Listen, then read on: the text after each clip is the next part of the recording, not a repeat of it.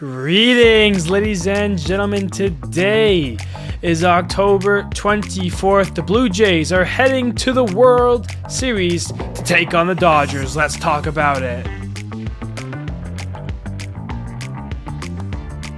Hello, everybody. My name is Steven. This is the middle of the order. How are we doing today, ladies and gentlemen?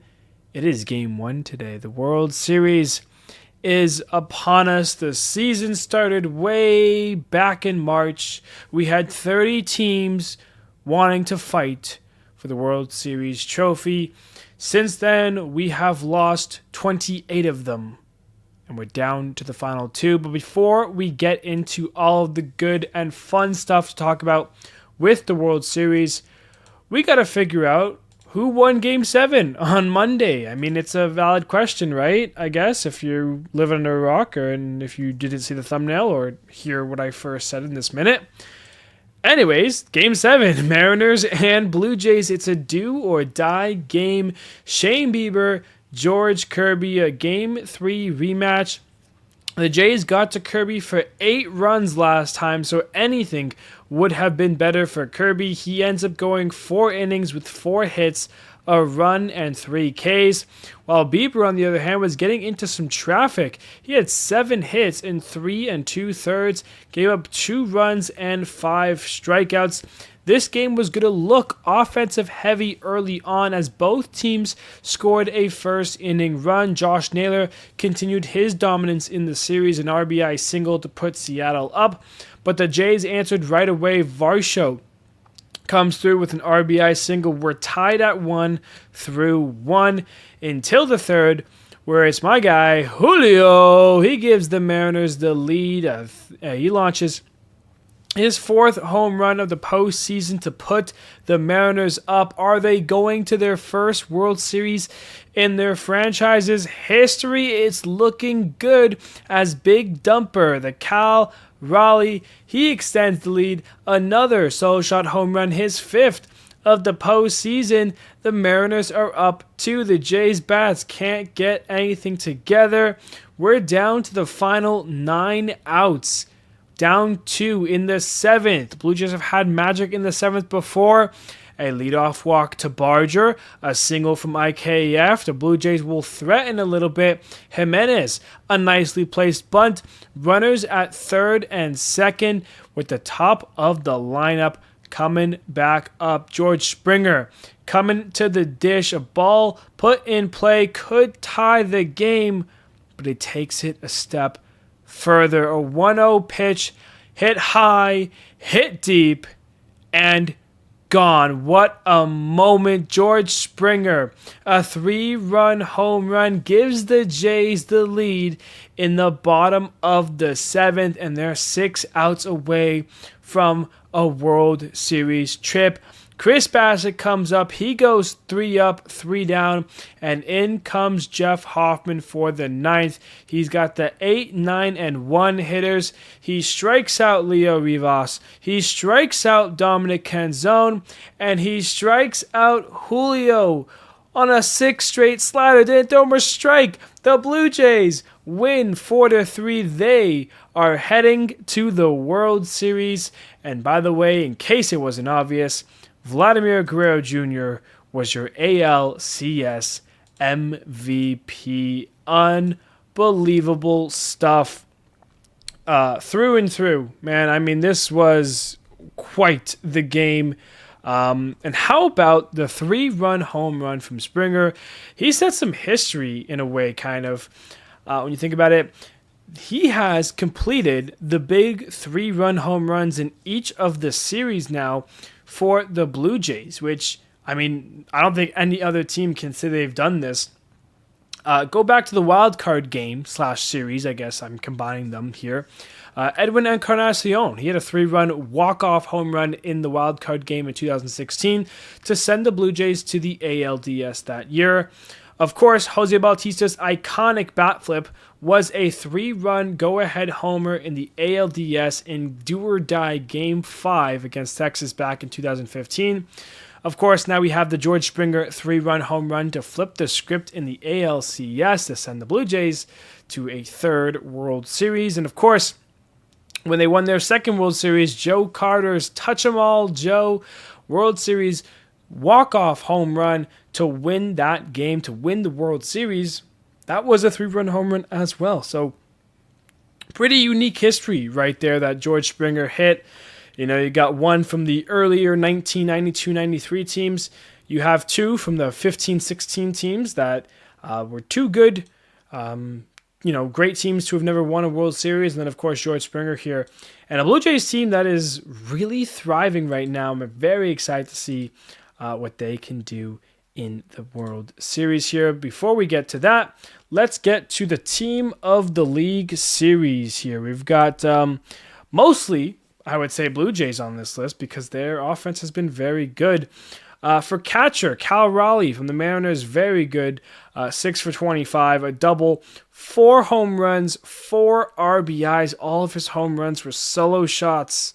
Yikes. He scored 6 runs, 4 walks, a 1.105 OPS. For first baseman, Vladimir Guerrero Jr., 10 for 26, 3 doubles, 3 homers, 3 RBIs. Also, his home runs were all solo shots. 6 runs were scored, a 1.330 OPS. I'm also going to shout out Josh Naylor. He plays first base as well. He was 10 for 24, 3 homers, 5 RBIs, 4 runs, a 1.273 OPS. He was probably the best Mariner in the ALCS for sure.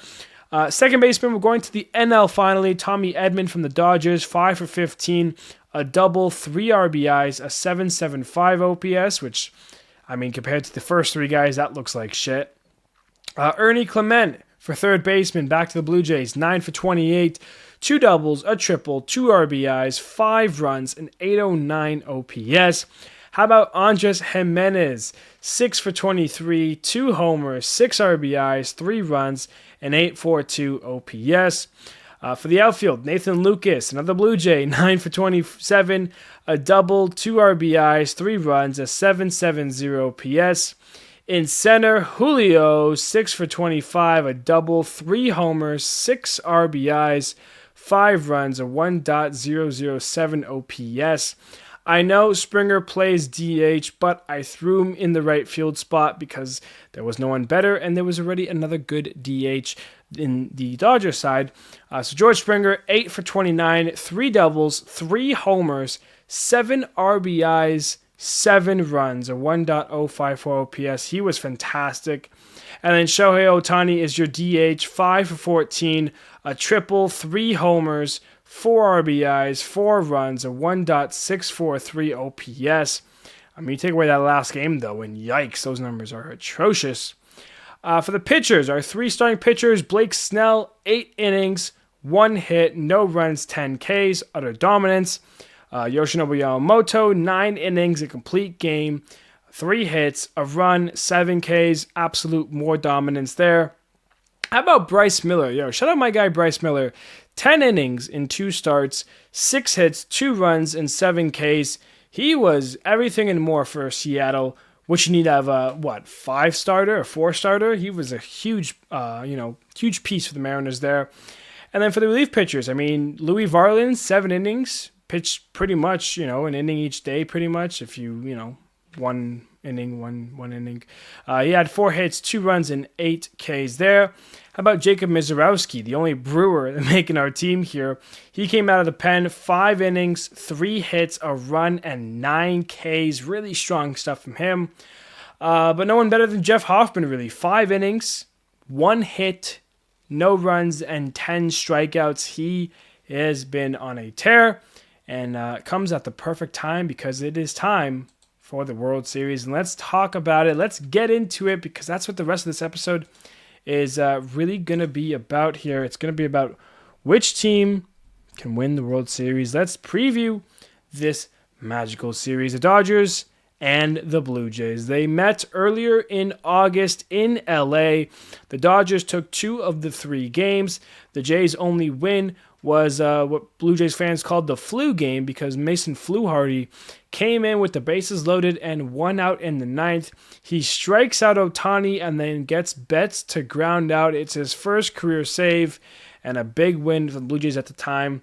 That was the one win they took to avoid the sweep to the Dodgers.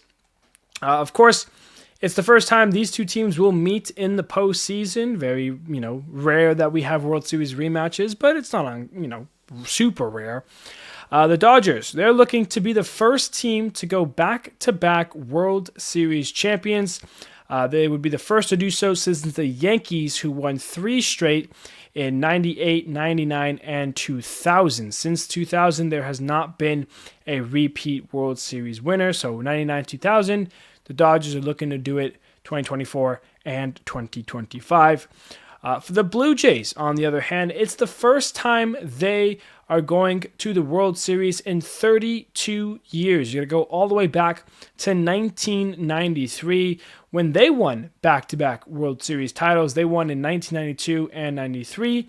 This is the third time they're in the World Series, and they're 2-0 when they do get to the World Series. They have never lost in the World Series. The Dodgers, on the other hand, according to Fox Sports, they have been in 22 prior World Series matchups before making this one, and that would make it their 23rd matchup. In the other 22, they have won 8 of 22, more losses than wins. Of course, they've won 2 in the last 5 years, going back to 2020 in the COVID year. They technically won that. Well, not technically. They did win it, whether you count it or not. I do. And of course, last year, 2024. So some fun facts about the World Series here. Blue Jays, one of their bench coaches, Don Mattingly, he is finally heading to the World Series. And by finally, I mean he has spent 36 seasons between his playing days with the Yankees, between managing some MLB teams, some coaching, whether it was pitching coaching or bench coaching, etc. He is finally heading to the World Series. 5,231 games. He's in it, which is a really great feeling for him. Really happy for him. And of course, his family, they've had a lot of great media attention over the last week here. Something to consider the last 2 off seasons. Blue Jays, they were in the hunt for some free agents, both Shohei Ohtani and Roki Sasaki, some names to know. They lose out on both Ohtani and Sasaki. They both head to the Dodgers, and lo and behold, the two teams face off in the World Series. I mean, you couldn't really script it better. So if the Blue Jays want to win their 3rd World Series title, they're going to have to go through both Ohtani and Sasaki, the two teams that turned their backs on the Blue Jays during free agency talk. That's a fun little tidbit there. Of course, we have a Will Smith in another World Series. It's the 6th straight year that we've had a Will Smith in the World Series. And it could be the 6th straight year that a Will Smith wins the World Series. Of course, Will Smith with the Dodgers, the catcher, he won it with them in 2020. Then the following 3 years, in 2021, 22, and 23, the Will Smith, the pitcher, won it 3 straight World Series with 3 straight teams. He won it, 3 different teams, He won it with the Braves in 21, the Astros in 22, and then the Rangers in 23. And then, of course, Will Smith, that same catcher with the Dodgers. He won it last year with them in 2024, and he's looking to win his 3rd ring with the Dodgers in 2025, which would mark the 6th straight year that Will Smith has won the World Series. Some more fun facts with the Dodgers. Kike Hernandez, he has played in 85 postseason games for the Dodgers. Justin Turner has played in 86. He has the franchise record. So Kike Hernandez, if he plays in Game 1 tonight, he will be at 86, tied with Turner for the franchise record. And if he plays tonight and tomorrow for Game 2, he would set the Dodgers franchise record for most postseason games at 87. So some fun history there. The Dodgers and Blue Jays, they are tied with 52 comeback wins this season, including the postseason. That is the most across MLB. And sure enough, they face each other. So, if you come back from games, good chance to go far. As we start to turn a little bit into game one here, we're still going to do a little more fun facts here. Blake Snell, he has pitched 5 straight starts. Well, no, he's not pitched 5 straight starts. He has won his last 5 straight starts, and he's feeling very good. He has also gone 14 innings, I believe, scoreless. So it's been a while since Snell has given up a run in the postseason, going back to his last other postseasons. Snell has been utterly dominant among Dodgers pitchers because all of them have been pretty strong. How about Freddie Freeman? He could become the first player ever in MLB history to win back-to-back World Series MVPs. Yeah, some more fun facts there for you there. Speaking of history, we gotta talk about this little tidbit here that I was able to come across. This is the 5th time ever in MLB history that one of the league championship series matchups were swept, and the other went to Game 7. Of course, the Dodgers swept the Brewers. Blue Jays beat the Mariners in 7.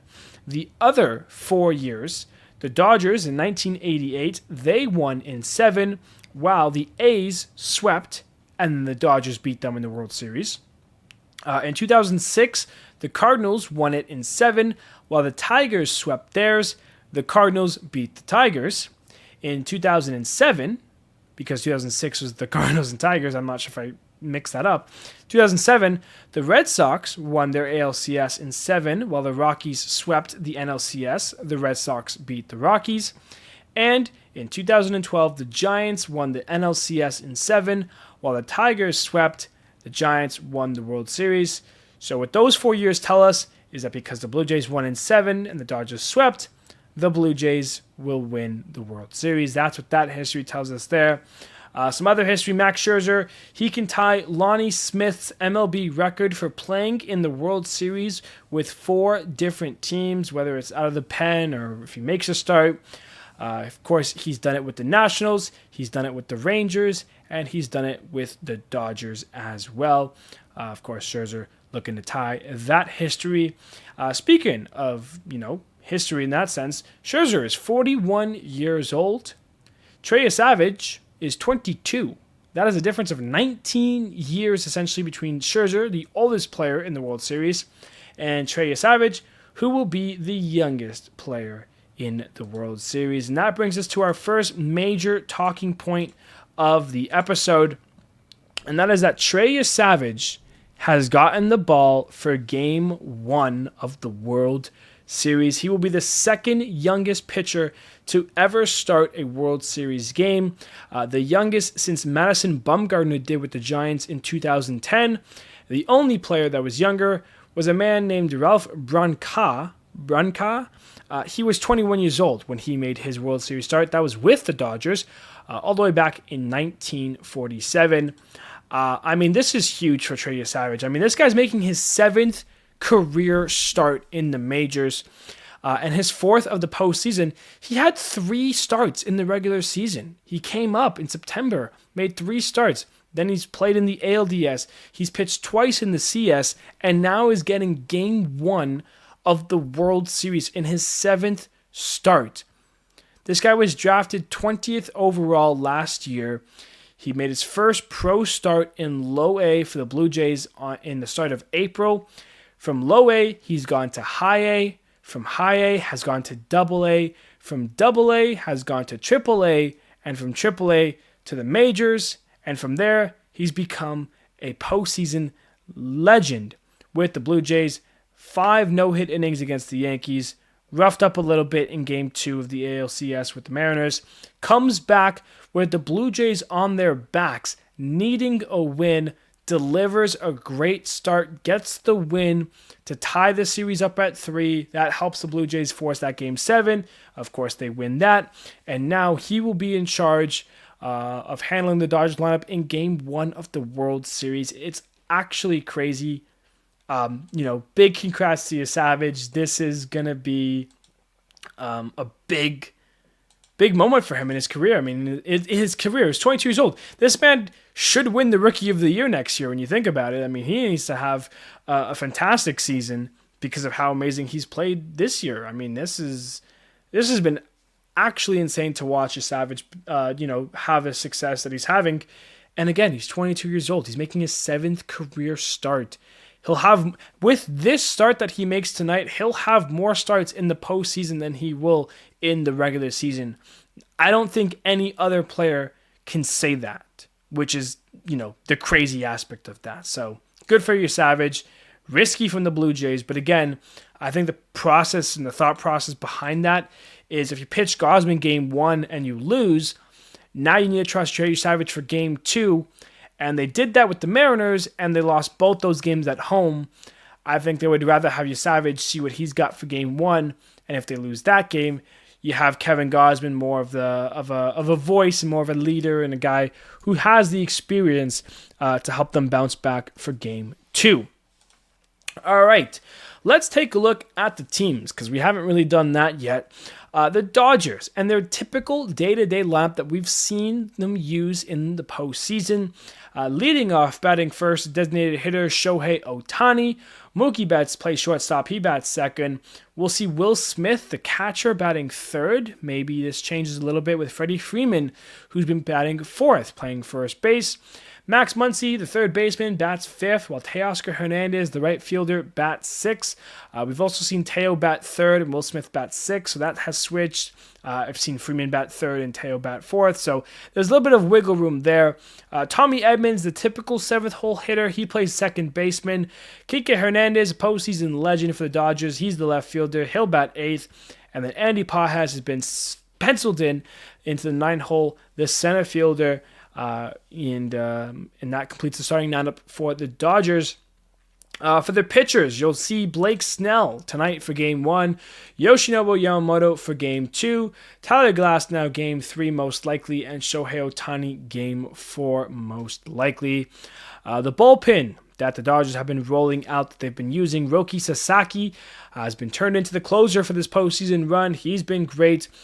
They've also used Alex Vesia, Blake Trinan, Emmett Sheehan, Anthony Banda, Clayton Kershaw, the great, the legend, the himself has been coming out of the pen. Justin Wroblewski, Jake Dreyer, and Ben Casprias. They also have a bench that consists of guys like Ben Roosevelt, Miguel Rojas, Hai-Sung Kim, Alex Call, Justin Dean. So we'll see what the Dodgers do. Lineups haven't been officially released, and the rosters, but this is off of the NLCS, and that is the 26 men that the Dodgers most likely will be sending to Toronto to take on the Toronto Blue Jays. Which brings us to the other end of this, which is the Blue Jays starting lineup and the Blue Jays lineups in general, the players that they'll be bringing against the Dodgers. The typical day-to-day, George Springer, the designated hitter, he bats first. Nathan Lucas, the left fielder, batting second. Vladimir Guerrero Jr. having a postseason to remember. He's the first baseman, bats third. Alejandro Kirk bats fourth. He's the catcher. Dalton Varsho, the center fielder, batting fifth. Ernie Clement has moved himself up to the sixth spot, having a postseason that he'd like to remember. He's the third baseman there. Addison Barger, the right fielder, he bats seventh. Isaiah Kiner-Falefa at second base. He's been batting eighth the last 4 games. He's been a huge contributor to the Blue Jays.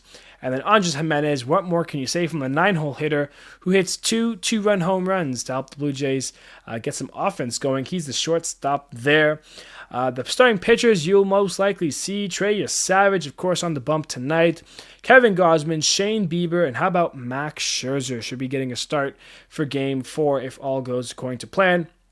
That Blue Jays bullpen has had some ups, it's had some downs. They've got some guys who are high right now, but they've also got some guys who have struggled. Jeff Hoffman, Sir Anthony Dominguez, Yariel Rodriguez, Louis Varlin, Brandon Little, Mason Fluharty, Chris Bassett, Eric Lauer, and Braden Fisher, a rookie there. Some big names for Blue Jays out of that pen. Jeff Hoffman's been fantastic recently. And no one's been more fantastic than Vladimir Guerrero Jr. having maybe the best postseason ever, one of the best postseasons ever. In 11 games across the 2 series, 19 for 43. He has 3 doubles, 6 home runs, 12 RBIs, 11 runs. He's walked 6 times. This is both, normal walks and intentional walks. And he's only struck out 3 times. He has more extra base hits than he did swing and misses at one point. He has a 1.440 OPS. I think that's top 5 among players that's had 15 or more or 30 or more plate appearances, something like that. He's been out of this world, and he is definitely going to be a guy to watch in this series, to say the least. Let's talk about some matchups that I think are going to be fun to watch in this postseason. And it starts with the very first one, Shohei Ohtani versus Trey Yesavage. To be honest, I have Yesavage here against Betts and Freeman as well. Trey is an interesting guy. He's 22 years old. His arm angle's weird. He's got a slider that sometimes breaks in. His splitter's been nasty. We've seen him get hit a little bit by the Mariners, but we've also seen him come back, destroy the Mariners. We've seen him embarrass the Yankees. And I mean, this is a Dodgers team that's on the upper echelon of the best players in baseball. Ohtani, Betts, and Freeman are one of the biggest trios in the game. And you're most likely going to see all 3 of them to start the World Series. Take in the first pitch of the 2025 World Series will be Trey Yesavage to Shohei Ohtani. Does he throw him a fastball? Does he throw him a splitter? Does Ohtani swing out of his shoes because he's thinking it's a fastball, trying to hit a leadoff home run the first pitch of the World Series? I mean, this is going to be a huge matchup to watch, and basically how he handles the Dodge lineup in general. But Ohtani Yesavage, that's my biggest highlight. But how will he do against Betts? How will he do against Freeman? Those are all very interesting matchups to see. Of course, I think the biggest one in general is the 2 stars of this series, Vladimir Guerrero Jr. versus Shohei Ohtani. If the Dodgers plan to roll out things as they would, this would happen in Game 4. Guerrero facing Ohtani. Something to keep an eye out for there. Also interested to see how Vladdy will face off against Roki Sasaki when you get into the late games. If Vladdy gets a chance to get in that bad bit against Sasaki, how will he fare? Vladdy again has been fantastic this postseason, but Sasaki is a young phenom in himself, so that's a really fun matchup there. Another fun one with Sasaki, I'm saying Miles Straw. This one is a very good chance it won't happen. But I think it'll be very funny. Of course, the Blue Jays were pursuing Roki Sasaki in free agency this offseason. They ended up making a trade for Miles Straw with Cleveland to get international bonus pool money. This was so they could help get a better deal for Sasaki. They did this trade hoping to land Sasaki. They didn't. So then they became stuck with Straw, but Miles Straw became a hero for the Blue Jays. He's had some fantastic moments. I would love to see this matchup because I think it'd be really good. See how it would fare up. Some other ones. We've talked about Ohtani facing Yesavage. We've talked about Ohtani pitching to Vladdy. How about the lefties out of the Blue Jays bullpen? Mason Fluharty, Brandon Little, and to be honest, even Eric Lauer as well. I can see John Schneider pushing these buttons a lot for Ohtani in this series. Of course, we talked about how Fluharty struck out Ohtani that one time they faced each other back in the regular season. It means nothing now, but Ohtani see him now, so what do you expect there? Brandon Little, last time out, homer to Raleigh, cost him Game 5. He's going to need to be a big piece in this series. He's going to have to step up and step up in a major way. These 3 lefties, the way they pitch to Ohtani, this will determine parts of this series because Ohtani, despite having a really cold postseason outside of, Game 4 where he struck out 10 in 6 innings and hit 3 homers, he's going to be a big guy to get out for the Blue Jays. And how many times does he get walked? How many times does Vladdy get walked intentionally? Those are some fun ones there.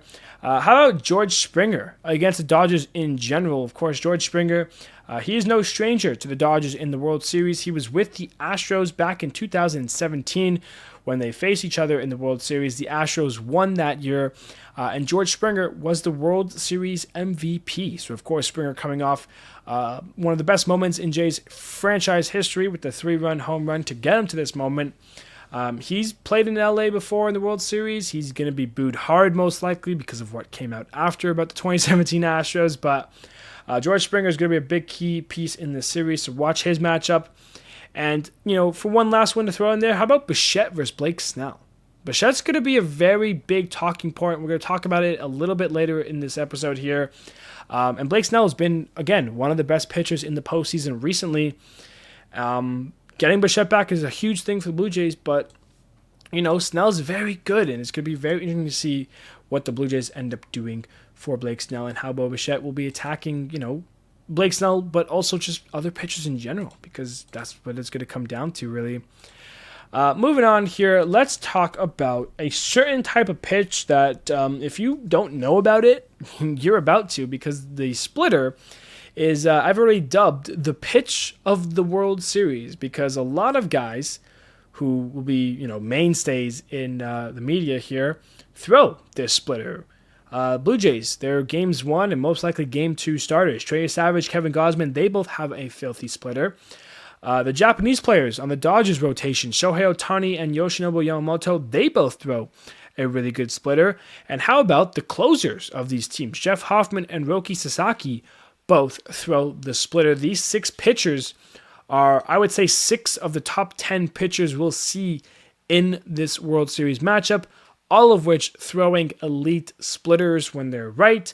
But again, when they're not right, those splitters can hang, they can be banged. So the splitter, the pitch to watch in the World Series, and the 6 guys who throw that pitch quite well and quite effectively, really. So that is something to keep an eye out for as well, as we see what the splitter can do. Let's talk Bo Bichette. I did tease this just a couple of seconds ago, I guess, when all said and done. This is, for me, the biggest questions of the World Series, and there's a lot of them, because what happens with Bo Bichette? In case you're not sure, Bo Bichette, at the start of the month of September, he got hurt sliding into home, slid into the Yankees catcher, his shin guard there, and from there, his knee, so last shin, has been busted up. He has not played since that game, really. He's been on the IL ever since. There was hope that he would come back before the postseason. That quickly faded in the last week of the season. From there was hope that if they won the DS against the Yankees, that Bichette would be ready for the CS. We'd seen him do some hitting. We'd seen him do some running. And then during one of those runs, it looked like he had re-aggravated the knee. He ended up missing the ALCS as well. During the Game 7 celebration, he was asked if he would come back for the World Series, to which he said, "I'll be back." He will be back. Again, the rosters have not been finalized, so in case, if Bichette's injury is really that bad and he gets left off, but you'd have to expect with him entering his free agency right now, he's a free agent after the season, and this is the World Series.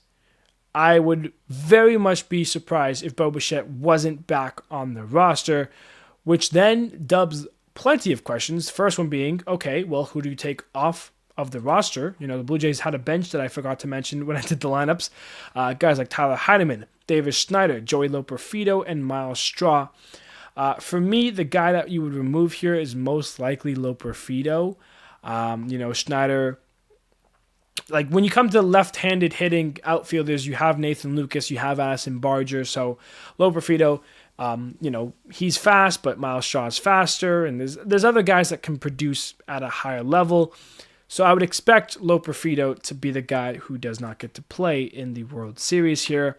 But then it begs the question with Bichette: is he healthy enough to play in the outfield, in the defense? Is he going to play shortstop? Is he going to DH? Will he come off of the bench? On Wednesday, he was doing practice. He was taking ground balls at second base. He was fielding the ball at first base. So, what does that mean? Are we just trying to find a spot where Bichette can play? Because obviously, Bichette, even when healthy, isn't the best defender. I think if you're looking for defense, having IKF play second and Jimenez play short has been a very strong defensive middle for the Blue Jays. I think if you throw Bichette at shortstop, move Jimenez back to second, IKF would then be benched, and then you would have Ernie at third, Barger plays right. That is, it's better to have Bichette's bat in there over IKF's, but the defense would favor IKF. So if you're looking for defense and you want to keep the middle of the infield the same, well, then you put IKF at second, Jimenez at short, Ernie at third, Bichette then plays DH, but then that means you have to move Springer. So then George Springer comes out to right field, and then that leaves Barger, and Nathan Lucas, one of them would play left. Would it be like Lucas would most likely play left, but then you're putting Barge on the bench? That doesn't seem right either. If Bichette plays second base, I mean, maybe it's a little bit less work there on his injury there. You would leave Jimenez at short, have Ernie at third, and everything else stays the same. Again, not really sure about that one. And then what? He's taking ground balls at first base. What, we're putting Bichette at first and putting Vladdy at third? Like that does seem like the worst option. So there's plenty of questions there with what we do with Bichette. And again, the lineup that I listed with Nathan Lucas batting second, the Blue Jays didn't have to face lefties against the Mariners. All of the Mariners starting pitchers were right-handed pitchers. The only pitcher they really faced that was lefty was Gabe Spire and a couple other guys. But with the Blue Jays have to face Blake Snell tonight, game 1. So, I mean, does Nathan Lucas get the start in left field? I don't know. Does David Schneider come in? So, I mean, like, the lineup and what you do with Bichette and, like, the whole, it's not broke, don't fix it. I see people say, you're not going to play Bichette. Like, you have Bichette come out the bench when you need a big hit late in the game. Because how healthy is he going to be for defense? Like, there's a lot of questions that are being asked with Bichette. How healthy is he? What's the status there? But, I mean, I don't know. I don't have a good answer. I don't know what you do.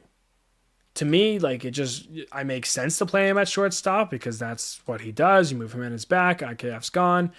But could I see a world where, okay, Springer plays right field, Bichette's DHing, right? He bats what, fifth? Like, does Bichette bat second even? Like, do you want him having that many at bats? I mean, he's a really good player, obviously, when healthy. How healthy is he? Like, that's what it comes down to. What is his body telling him? We won't know until we actually see it in game 1. If we see Bo Bichette play in game 1 tonight, and if I see him go, 1 for 4 with a hit, 2 for 4, with a double maybe even, if we see him run nicely, then the question will be, Bichette will be in the lineup every day, and we'll figure out the rest from there. If Bichette goes 0 for 4 with 3 strikeouts against Blake Snell and Dodgers bullpen, I mean, at that point, it's like, okay, maybe we do bench Bichette, right? So there's plenty of questions to ask with what Bichette does. I don't envy John Schneider in the slight because there's going to be a lot of decisions that need to be made. And there's going to be some wrong ones, I think. I don't think there's a perfect outcome here for Schneider here. So that's something to keep in mind for us. So something to watch with Bichette because it's going to be a big talking point in this series for sure. Let's talk about some other news really quickly. Away from the World Series just for a slight second here. The Angels and the Giants have hired their managers. Angels have hired Kurt Suzuki, former player. He will be the Angels' new manager.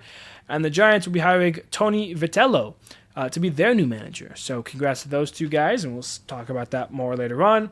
We also had the AL Silver Sluggers finalists be announced, and the NL as well. So we'll talk about that really quickly. For the AL, the catchers, Shea Langoliers, Salvador Perez, and Cal Raleigh. For first baseman, Vladimir Guerrero Jr., Nick Kurtz, and Vinny Pasquantino. For second baseman, Jazz Chisholm Jr., Brandon Lau, and Jose Polanco. For third baseman, Alex Bregman, Junior Caminero, and Jose Ramirez.